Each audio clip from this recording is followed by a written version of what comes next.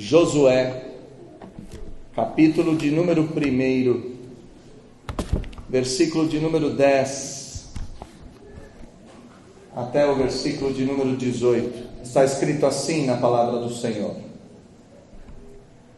Então deu ordem Josué aos príncipes do povo, dizendo: passai pelo meio do arraial e ordenai ao povo, dizendo: provede-vos de comida, porque dentro de 3 dias passareis esse Jordão, para que entreis na terra que vos dá o Senhor, vosso Deus, para possuirdes. Falou Josué aos Rubenitas e aos Gaditas e à meia tribo de Manassés, dizendo: lembrai-vos de que vos ordenou Moisés, servo do Senhor, dizendo: o Senhor vosso Deus vos concede descanso e vos dá essa terra. Vossas mulheres, vossos meninos e vosso gado fiquem na terra que Moisés vos deu deste lado do Jordão. Porém vós, todos os valentes, passareis armados na frente de vossos irmãos e os ajudareis, até que o Senhor conceda descanso aos vossos irmãos, como a vós outros, e eles também tomem posse da terra que o Senhor vosso Deus lhes dá. Então tornareis a terra da vossa herança, e possuireis a que vos deu Moisés, servo do Senhor, deste lado do Jordão, para o nascente do sol. Então responderam a Josué, dizendo: tudo quanto nos ordenastes faremos, e aonde quer que nos enviares iremos. Como em tudo obedecemos a Moisés, assim obedeceremos a ti. Tão somente seja o Senhor teu Deus contigo, como foi com Moisés.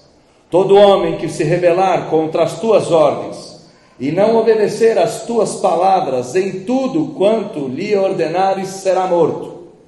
Tão somente sê forte e corajoso. Feche seus olhos mais uma vez, baixe a sua fronte, vamos orar. Deus, em nome de Jesus, nós te pedimos que o Senhor tenha misericórdia de cada um de nós e fale conosco nessa manhã. Ajude-me a pregar a sua palavra com fidelidade e ajude aos meus irmãos a não perderem o foco da Escritura por causa da forma com que minha voz está. Pelo contrário, Senhor, que a minha voz não seja um ruído na comunicação do Senhor para conosco, e que o Senhor possa falar com cada um de nós. É o que nós te pedimos em nome de Jesus. Amém. Existe um texto do Novo Testamento que é um texto que algumas vezes nós não entendemos muito bem qual é o sentido, qual é o intuito central da parábola que Jesus contou e da encenação da parábola que Jesus demonstrou.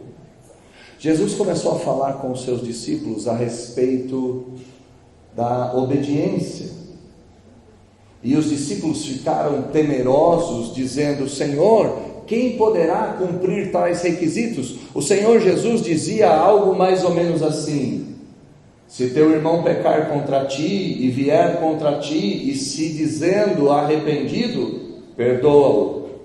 Se ele fizer isso 70 vezes 7, perdoa-o novamente. Os discípulos olharam para o Senhor e disseram: Senhor, aumenta-nos a fé.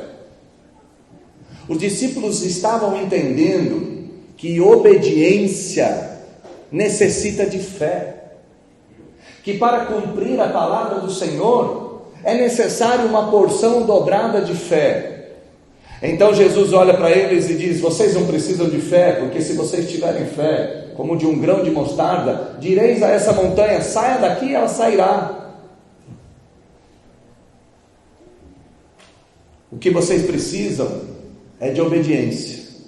Então Jesus vai contar a parábola do homem que tinha servos e que ao regressar da casa, ordenou esses servos que fizessem a comida e que lhe dessem de comer. E Jesus diz: e esse servo, depois de ter feito tudo quanto vos foi ordenado, não passa de um servo inútil. E assim sois vós, é o que Jesus diz. Ao obedecer, vocês não passam de servos inúteis. Para obedecer não precisamos de fé, para obedecer precisamos de obediência. Jesus então continua dizendo àqueles discípulos sobre a parábola dos 10 leprosos. Na verdade não era uma parábola, aquilo de fato aconteceu, mas ela serve como instrumento de clarificação da ideia ensinada.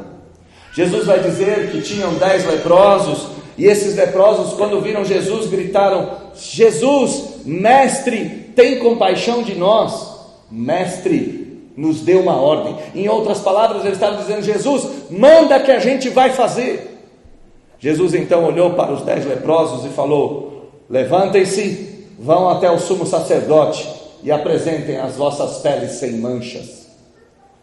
Na medida que os leprosos começaram a caminhar, eles se perceberam curados, e um olhou para o outro, curados, estupefatos, até que um voltou para dar glória a Deus.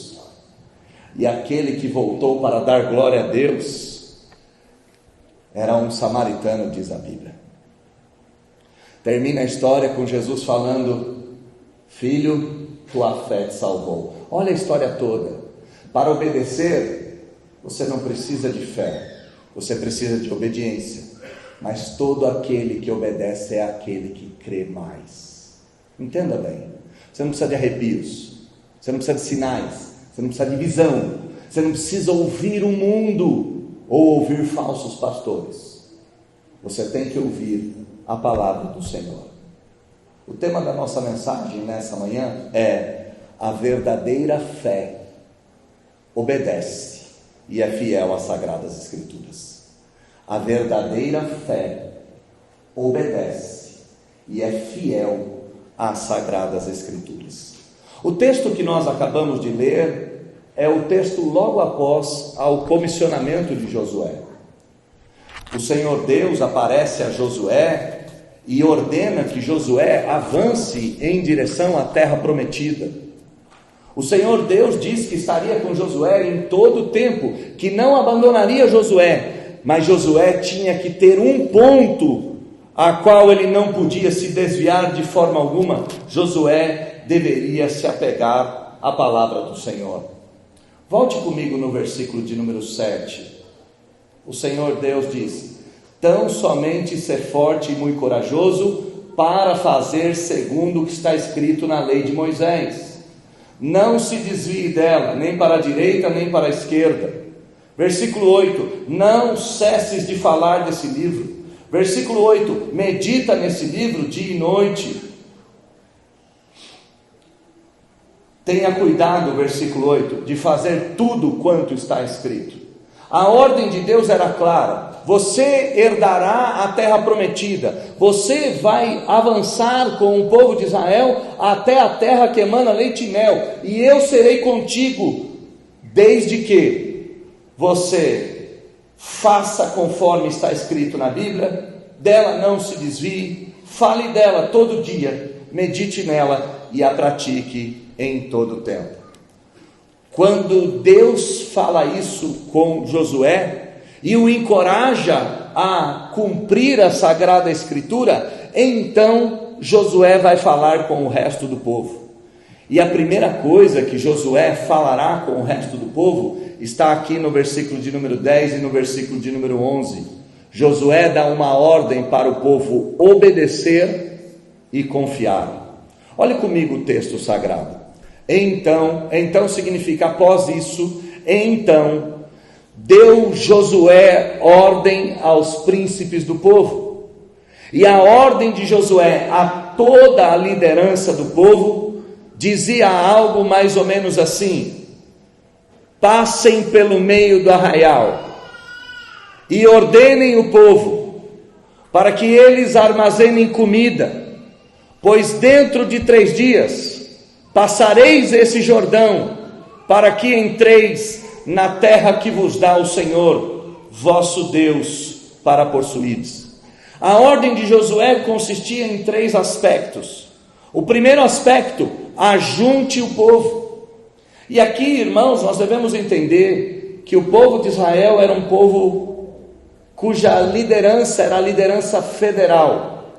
Os príncipes eram os representantes federativos de todo o povo. Josué, ao convocar os príncipes, ele convoca todo o povo.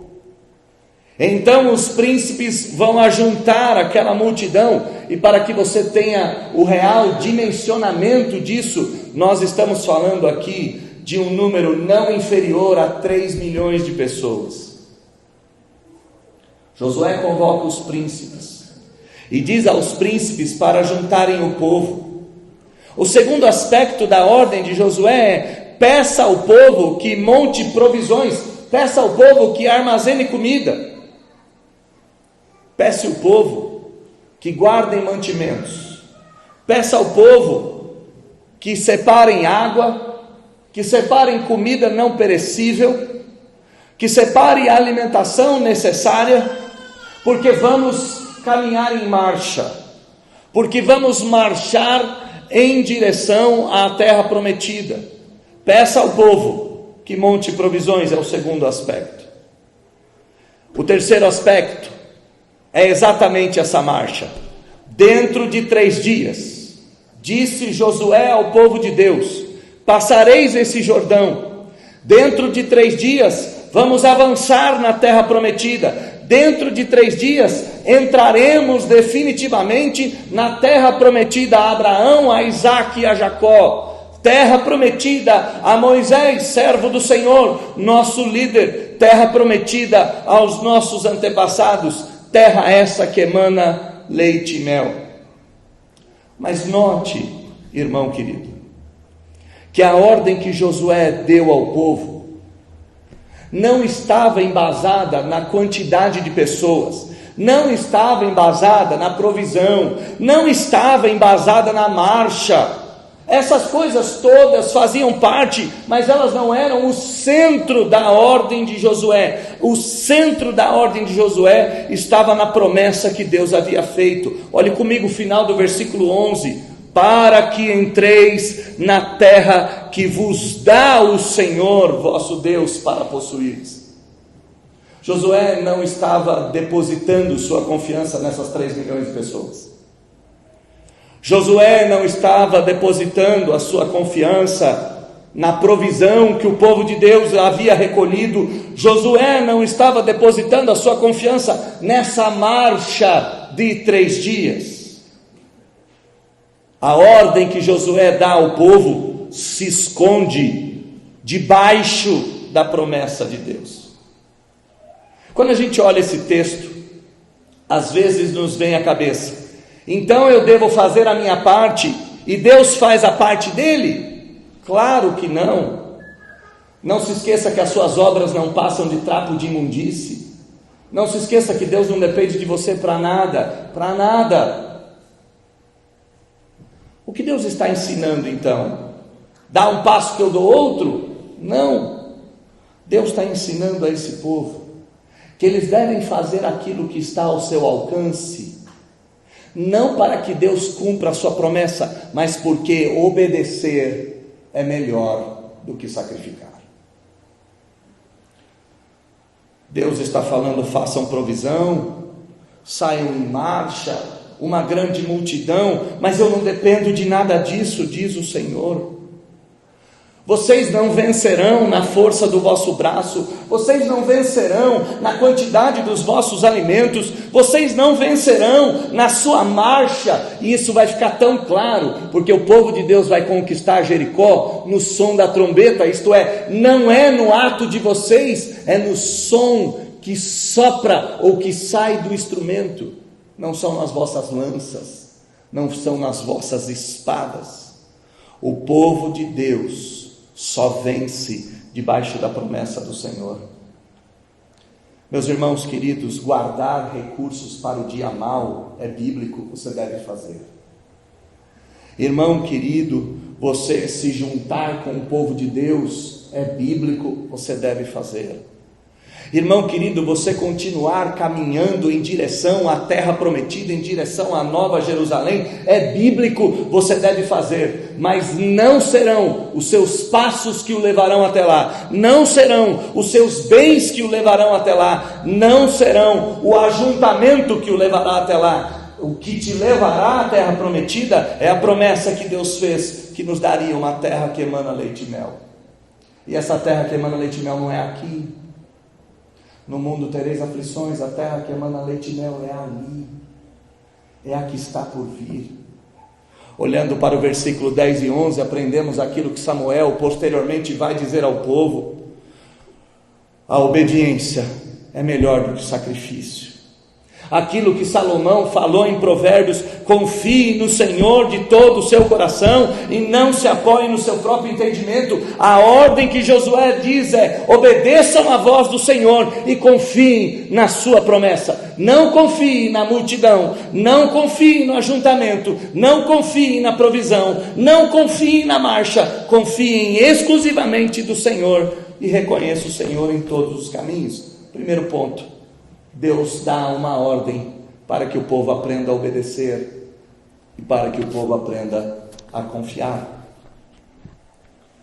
Mas avançando o texto, Josué dá uma ordem para um grupo específico, para o grupo dos Rubenitas, dos Gaditas e da meia tribo de Manassés. Josué fala com eles no versículo de número 12. E no versículo de número 13, ele dá exatamente o conteúdo dessa fala. Lembrai-vos do que vos ordenou Moisés, servo do Senhor, dizendo: o Senhor vosso Deus vos concede descanso e vos dá essa terra.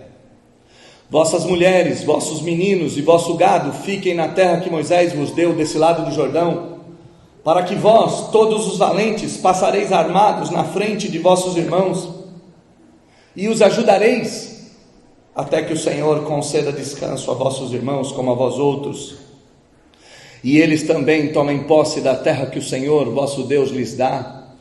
Então tornareis a terra da vossa herança, e possuireis a que vos deu Moisés, servo do Senhor, desse lado do Jordão, para o nascente do sol.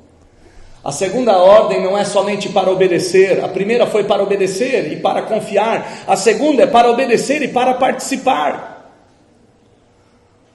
Josué vai chamar os Rubenitas, os Gaditas e a meia tribo de Manassés. E por que Josué está chamando esse povo? No guia de culto das crianças está na última página o mapa de Israel, mas você pode puxar na memória. Do lado oriental, antes da travessia do rio Jordão, ficavam os Rubenitas, os Gaditas e a meia tribo de Manassés. O Senhor Deus havia dado a essas tribos a parte mais oriental da terra prometida. E Deus fez isso por intermédio de Moisés. Moisés falou: essa terra é de vocês, e vocês vão chegar nessa terra, vocês vão depositar as vossas mulheres, vocês vão depositar os vossos meninos, vocês vão depositar o vosso gado, vocês vão depositar os vossos velhos, e a partir daqui vocês não avançarão na terra dos vossos irmãos, vocês ficarão nessa porção oriental da terra prometida. Eles ficariam no início. E se você fizer o trajeto com a sua mente, Josué vai do sul da península do Sinai e entra pela parte mais oriental de Israel e sobe até o meio para atravessar o Jordão. Antes do Jordão nós temos o Mar Morto. Era necessário circundar o Mar Morto até chegar ao Rio Jordão e daí atravessar para a terra prometida. Josué chama os Rubenitas, os Gaditas e a meia tribo de Manassés, dizendo: vocês precisam ajudar os seus irmãos. Vocês não podem herdar a terra prometida sem que seus irmãos herdem a terra prometida. Do que adianta vocês ficarem aqui e seus irmãos não terem onde morar? Vocês herdaram essa porção, é verdade. A parte inicial da terra prometida é de vocês, herdeiros de Rubens, herdeiros de Manassés e herdeiros de Gade. é de vocês essa terra, mas vocês têm um dever moral, uma obrigação de auxiliar os seus irmãos a que eles tomem a terra prometida.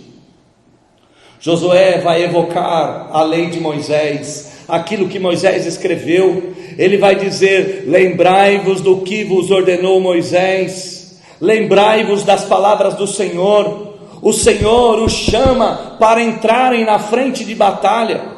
Olha o versículo de número 14: todos os valentes passarão à frente dos vossos irmãos e os ajudareis. Era o que estava escrito na Bíblia, que nós somos um corpo, que nós somos um cordão de várias dobras. Do que adiantaria Rúben, Gade e Manassés terem a terra prometida e as demais tribos não terem lugar para morar? Lutem pelos seus irmãos, lutem pela sua igreja, lutem pelo Israel de Deus, passem à frente. A ordem de Moisés era tamanha, dizendo que aqueles homens, por terem recebido primeiramente a terra prometida, deveriam ser os primeiros a lutarem. Então Josué vai chamá-los para participar das conquistas das demais tribos, dos demais povos de Deus. Lutem. Versículo 15: até que o Senhor conceda descanso a vossos irmãos, como Ele já concedeu a vocês. Até que seus irmãos tomem posse da terra prometida, como vocês tomaram. Lutem, lutem ao lado do povo de Deus, para que o povo de Deus possa desfrutar das conquistas de todos vocês. Sabe, meus irmãos, há um grande problema na igreja evangélica hoje em dia. E esse problema não é da igreja evangélica, esse problema é da nossa cultura. Há um ensimesmamento. As pessoas dentro da igreja querem ser felizes.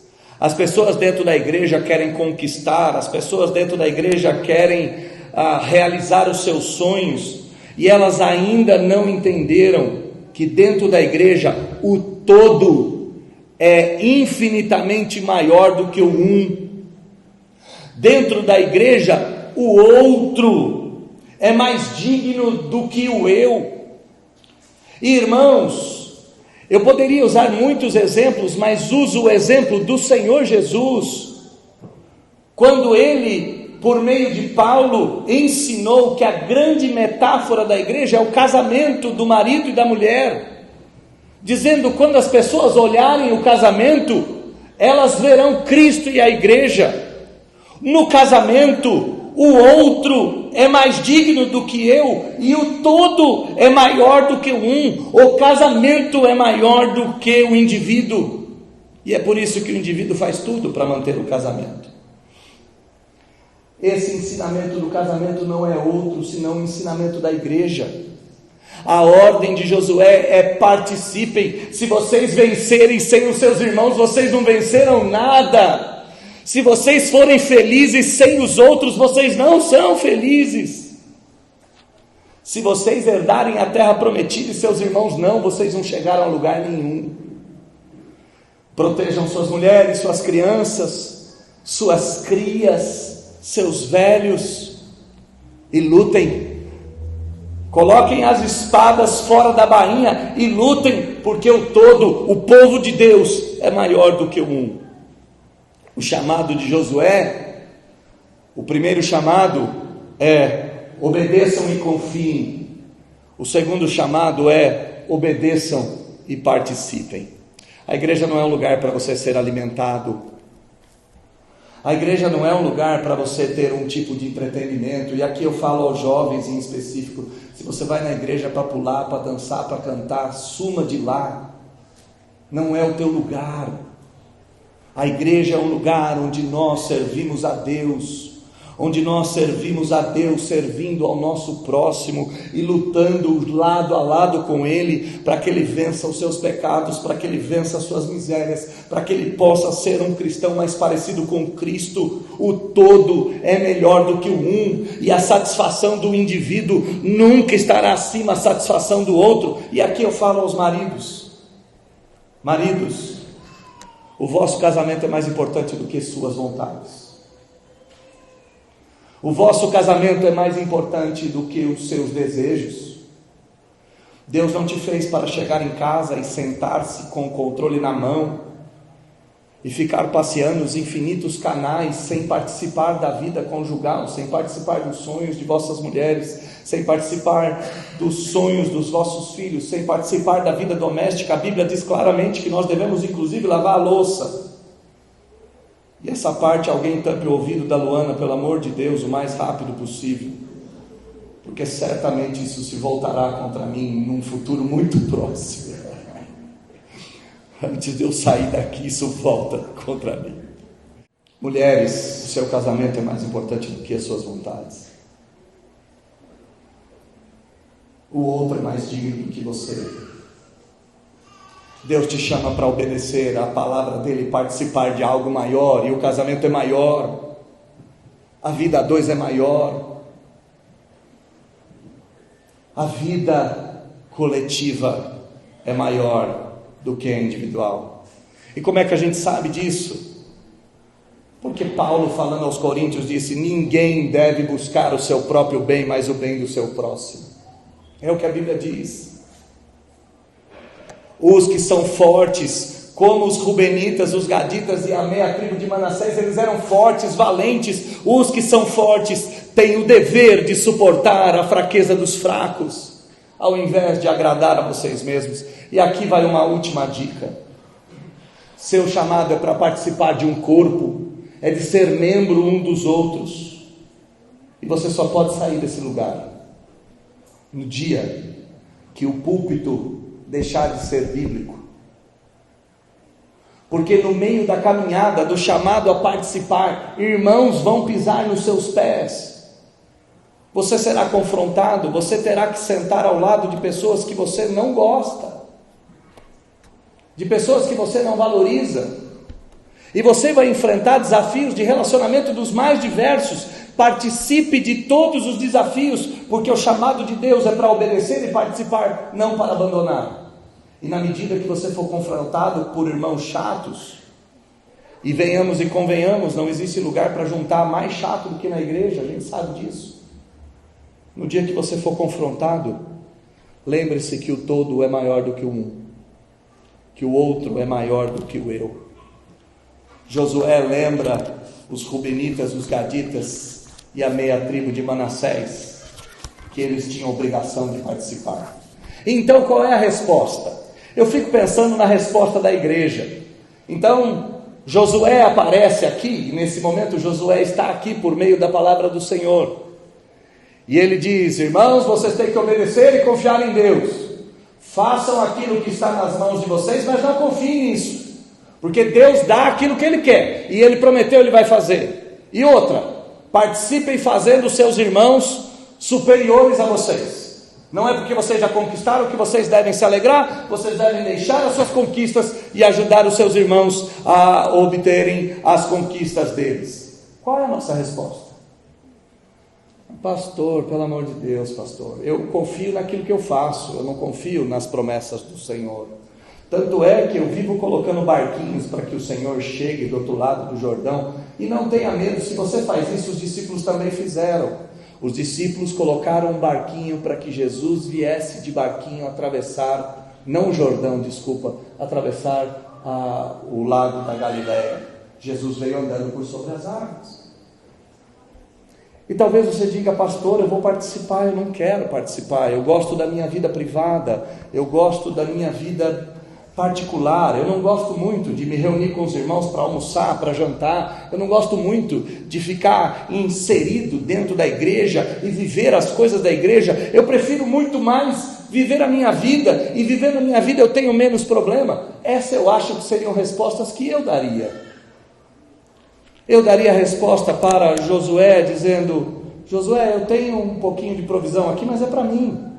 Eu não gosto muito desse trabalho coletivo. E eu prefiro eu lutar as minhas guerras do que ficar lutando as guerras dos outros. É tão complicado, de perto todo mundo é tão doido. Me deixe quieto. Então vem a resposta do povo de Deus para Josué, e essa resposta está no versículo de número 16 até o versículo de número 18.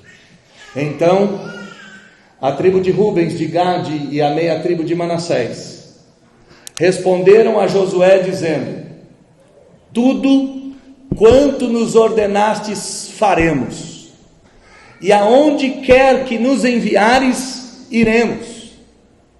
Como em tudo obedecemos a Moisés, assim obedeceremos a ti. Mas há uma condicional: tão somente seja o Senhor teu Deus contigo, como foi com Moisés. Nós o seguiremos a tal ponto, Josué, que todo homem que se rebelar contra as tuas ordens e não obedecer às tuas palavras em tudo quanto lhe ordenares, será morto. Seja apenas forte e corajoso. A resposta do povo de Deus é: seremos fiéis ao líder que Deus nos deu. O povo diz: tudo quanto nos ordenastes faremos, aonde quer que nos enviares, iremos, obedeceremos a ti o tempo todo. A resposta do povo de Deus é uma resposta de submissão à liderança que Deus criou e de fidelidade a esse líder. E aqui, meus irmãos, nós temos um tipo de resposta para a gente imitar, obedecendo. Aqui nós temos um tipo de resposta bíblica que nós devemos imitar. O Senhor Deus diz: segue a palavra e confia em mim. O Senhor Deus diz: segue a igreja e sirva uns aos outros. A resposta é: sim, faremos isso. Essa é uma resposta que você deve imitar. Você deve imitar essa resposta, porque, em primeiro lugar, quem pôs Josué sobre o povo foi Deus. Ah, mas como foi que Deus pôs Josué sobre o povo? Você conhece as histórias do Antigo Testamento. Josué foi um dos espias. Josué foi capitão de guerra. Josué foi treinado. Josué subiu a montanha com Moisés. Josué não chegou à liderança no estalar de dedos. Josué foi treinado para isso. E o povo entende que a mão do Senhor treinando Josué era visível. E quando Josué diz: obedeçam, confiem, participem, lutem pelos seus irmãos, o povo diz: nós obedeceremos, porque tu és o líder que Deus nos deu. Seremos fiéis àquilo que Deus está fazendo. Em segundo lugar, eles dizem: e nós faremos isso exatamente como fizemos com Moisés. Irmãos, entra um pouco na história. No versículo 1 até o versículo de número 9, Deus vai falar com Josué 3 vezes: não temas. Versículo de número 18, Deus vai falar com Josué: não temas de novo. E como é que Deus vai falar esse não temas? Ser forte e corajoso. É uma maneira de dizer não temas. Tenha coragem, não precisa ter medo. Seja forte, eu estou contigo. O Senhor disse 4 vezes no capítulo 1. E por que Deus está fazendo isso com Josué? A resposta é óbvia: Josué tinha medo. Quem não teria medo de assumir o lugar de Moisés? Quem não teria medo de tomar o lugar do grande libertador de Israel? Moisés era o maior. Moisés disse: no futuro Deus suscitará um profeta semelhante a mim, a ele ouvis. Moisés é o padrão máximo de Cristo. Moisés era o padrão de profeta, de sacerdote, de rei. Samuel é alguém que tem um padrão semelhante. Tirando esses dois, nós não temos mais esse padrão tão alto. Josué tinha medo.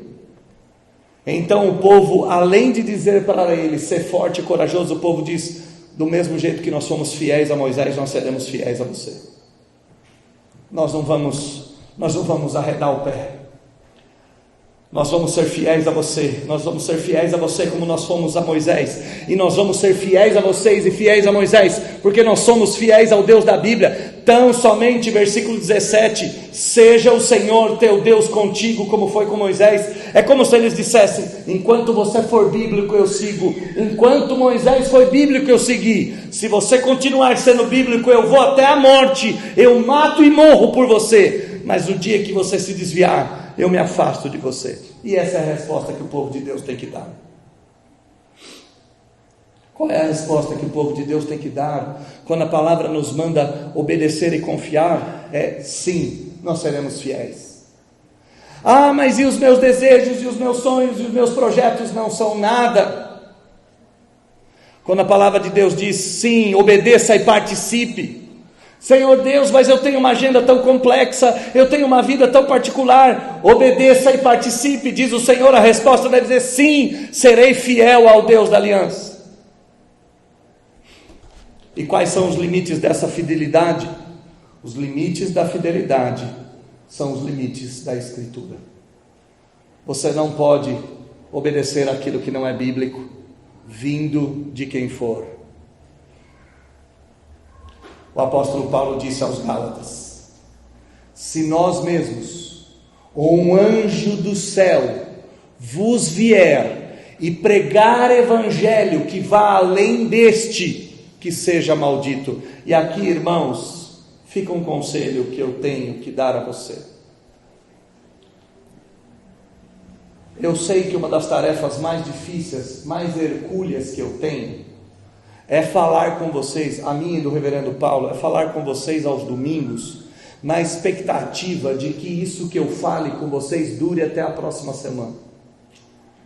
Porque no meio da semana vocês vão ouvir todo tipo de gente.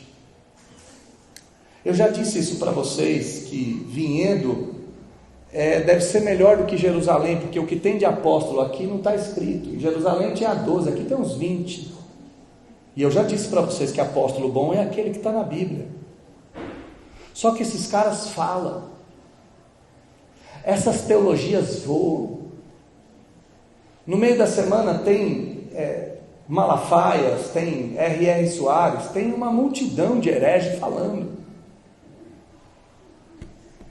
E eu tenho que te dizer isso, que às vezes nós temos hereges particulares, aqueles que andam do nosso lado. Irmãos, se alguém, se um anjo do céu, se um apóstolo moderno, se um bispo, se um pastor, se o raio que o parta disser alguma coisa fora da Bíblia, não obedeça. Isso vai destruir sua vida. Isso vai te levar ao caos. E não adianta dizer que não sabia, porque eu ouso dizer que livro como esse na sua casa deve ter uma meia dúzia. A resposta de fidelidade que o povo de Deus dá a Josué é clara: enquanto você for bíblico eu também sou, enquanto você for bíblico eu também te sigo, enquanto você for bíblico eu mato e morro por você, mas a hora que você não for, eu te abandono sozinho no meio do caminho. E falo isso para vocês: enquanto esse púlpito for bíblico, ouse seguir e viver por meio dele. No dia que esse púlpito deixar de ser bíblico, suma daqui. Antes tente me trazer a razão. Se não for possível, vá embora. Essa é uma resposta digna de imitar. Talvez Paulo pudesse ter em mente exatamente os Rubenitas, os Gaditas e a meia tribo de Manassés, quando ele disse: sede meus imitadores como eu sou de Cristo. Paulo está dizendo: me imitem. Aqui Ruben, Gad e Manassés está dizendo: me imitem. E o padrão de imitação não são eles. O padrão de imitação fiel é o Senhor Jesus. A Bíblia diz aos Hebreus que o Senhor Jesus aprendeu por meio da obediência, por meio do sofrimento. Ele aprendeu a obedecer e a servir a Deus na inteireza. Tornem-se nossos imitadores e do Senhor, disse Paulo aos Tessalonicenses. Disse Paulo aos Efésios: sejam imitadores de Deus. Paulo disse aos Coríntios: sede meus imitadores, assim como eu sou de Cristo. E o padrão final não é Rúben, Gade, Manassés, Paulo. O padrão final de obediência é o Senhor Jesus, que mesmo sendo Deus, não julgou que ser igual a Deus era algo que ele deveria de se pegar.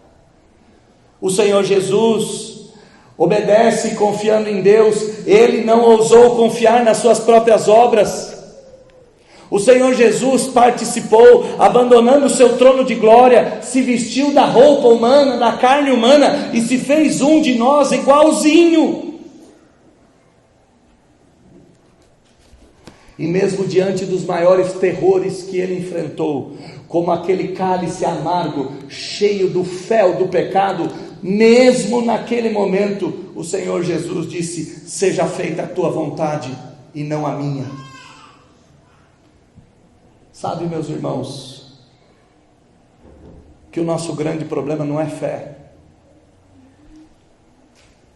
Nosso grande problema é a falta de obediência que nós temos à Sagrada Escritura.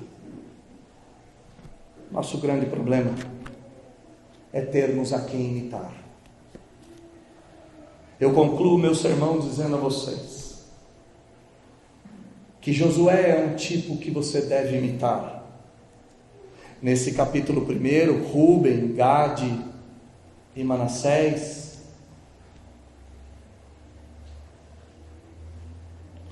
são exemplos a se imitar. Mas há um exemplo maior que eu e você podemos imitar, e esse exemplo é o exemplo do Senhor Jesus Cristo, que obedeceu a palavra do Senhor até o final, que não duvidou, que não procurou seus próprios interesses, que amou seus irmãos até a morte, e morte de cruz. O maior exemplo que temos de obediência é o Senhor Jesus, que se despiu da majestade que o envolvia, vestindo-se nessa carne mal cheirosa, para abraçar aquela cruz horrenda e infame. O maior exemplo que nós temos que imitar não são os pregadores da moda, não são as igrejas da moda, não são a teologia da prosperidade ou a teologia coach. Ainda temos um velho livro que nos fala de um velho Deus, que nos conta de um velho Cristo. Cristo esse, único digno de imitar. Lembre-se que no capítulo 1, Deus disse a Josué: leia a Bíblia, viva a Bíblia, pregue a Bíblia, medite na Bíblia. Eu ouso a dizer a vocês que se vocês lerem a Bíblia, se vocês viverem a Bíblia, se vocês meditarem na Bíblia, se vocês encarnarem a Bíblia, vocês saberão a quem imitar. E nenhum vento de doutrina, nenhuma ordem estranha, nenhum fogo vindo de outro lugar vos será possível de vos arrebatar das mãos do Senhor. Mas para isso, tão somente ser forte e corajoso para cumprir o que está na palavra do Senhor. Feche seus olhos, baixe sua cabeça, vamos orar. Deus bendito, Pai de amor, é com temor e tremor